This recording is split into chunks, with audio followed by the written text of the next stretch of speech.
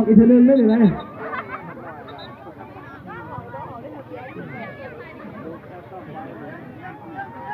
เอาเยี่ยม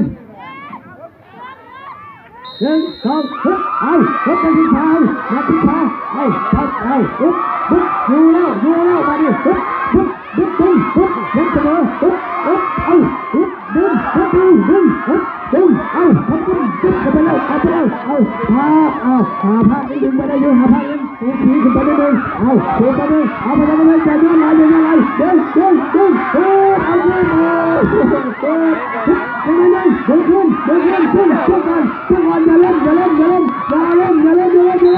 อ้ไม่เสียเรายิงกระบอกจารพรส่งกลับคืนให้ทุกคนดีงานการทุกคนวันยงเลี้ยงจารพรไล่ทางบ้านยังอยู่น้ำตีนักศึกษาอยู่ต่อก็แต่วันสักกันมาหาอาจารย์ข้ามหลาเราไปว่าแต่บ่ผ่านนักศึกษาจับบ้านได้ส่งให้ขาครูยิงกันเข้ามายิงกันเข้าแต่ยังไงนี่ครับ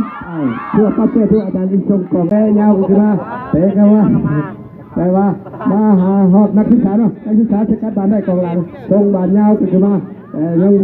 ก็ไปยังนักศึกษายามไปผู้อาจารย์อาจารย์ปามินาเบอร์6ได้ป่ะอาจารย์สุภาพบดีเบอร์0ย่านบานพื้นหัวเตะบานย่านบานพื้นหัวหัวไว้แล้วไก่สู้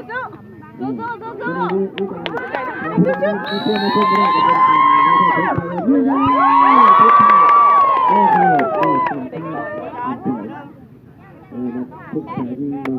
แล้วก็เขาว่าผู้ใดผู้ใดจะให้ใครต่อมาชมมาเชียร์กันได้หาผู้ใดมากผู้ใดบนไลฟ์สดอยู่บ้านก็ได้เด้อปัจจุบันนี้ก็ไลฟ์สดอยู่เพื่อจะให้ลิงก็ได้มา1 ประตูเข้าสู่อยู่นักศึกษาคนที่2ก็ได้บ่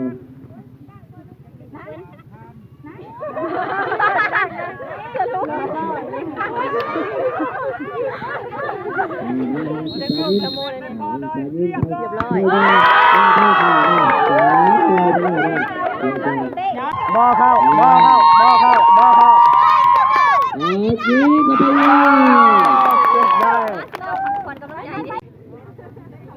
ต้องเข้าแล้วแหละ3 เหลี่ยมต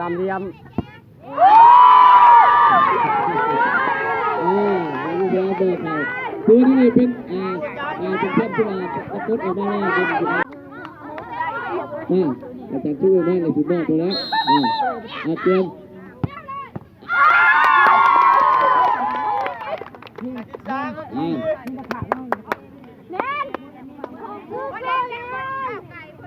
มึงยิ้มข่าวตู้มึงดูสิก่อน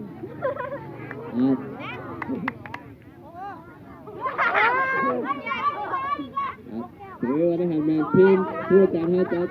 บ้านใหม่กันไปแล้วนะนี่อาชีพ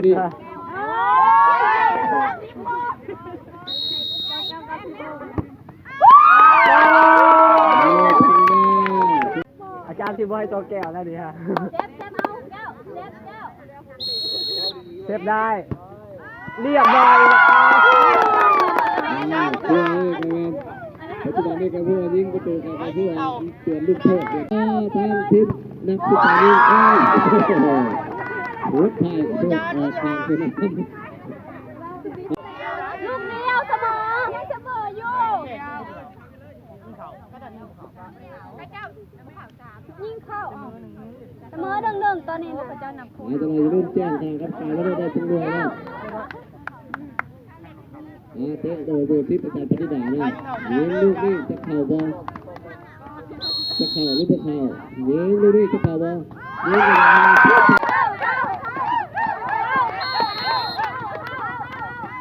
เอ้ยเข้าไปผู้ชายมายิงประตู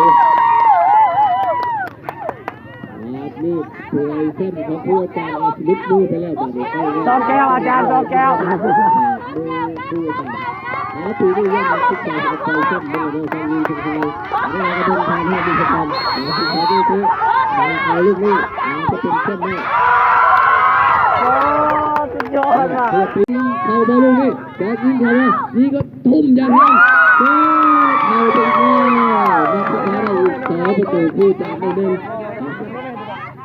ไป พรอาจารย์ไก่พรจะเตะเข่าบ่ทาบ่เข่านี่จะเป็นแชมป์ของนักศึกษาหรือเข่าไม่ได้ครูอาจารย์เขาอาจจะกลายเป็นแชมป์นะถ้าได้เตะ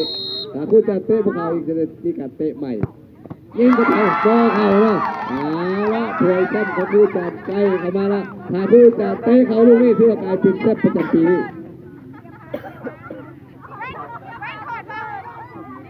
เพราะว่าครูอาจารย์เขาจะกลายเป็นแชมป์จะ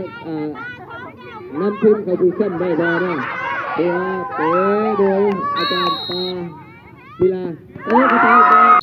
ทาง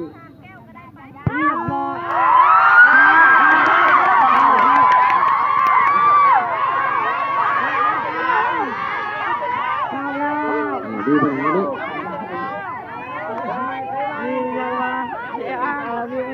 อาจาร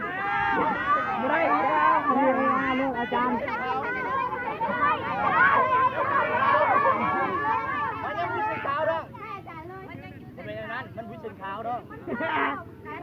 ดูปัญหาในหน้าข่าวลูกข่าวเนาะนี่ก็เป็นเตะเนาะทางอาจารย์ท่านนี้ก็ได้เตะตัวกองเชียร์ของเราอาจารย์